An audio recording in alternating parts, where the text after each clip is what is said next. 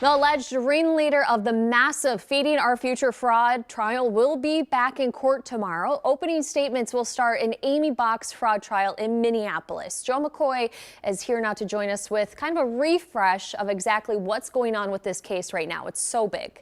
Yeah, huge case, Morgan, and my goal is hopefully to get everyone caught up to speed before the main event, so to say, gets underway tomorrow. So this all began in 2021 when the FBI started investigating Feeding Our Future after the Minnesota Department of Education raised concerns about fraud.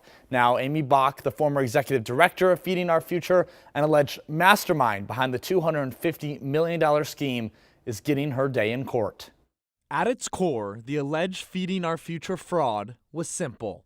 Inflate or simply make up the number of children served meals, submit alleged fraudulent claims to the federal government, and receive reimbursements. Authorities estimate $250 million in federal funds were stolen through this scheme. And now Monday, opening statements are scheduled to begin in trial of the former executive director of Feeding Our Future, an alleged mastermind behind it all, Amy Bock.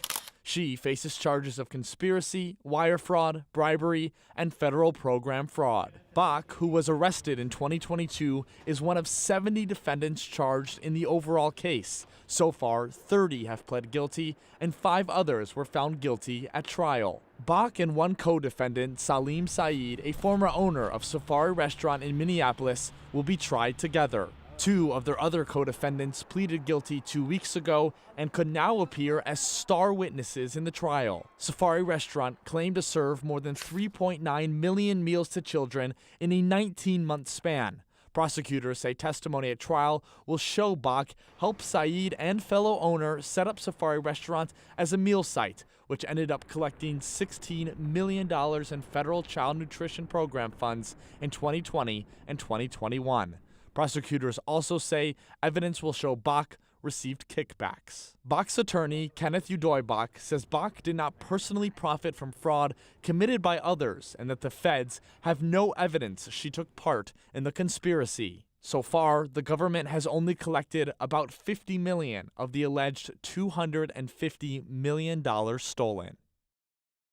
Feeding Our Future went from receiving and dispersing $3.4 million in federal funds in 2019 to nearly $200 million in 2021. The jury in Bock's trial was seated last week, and that trial is expected to last about a month.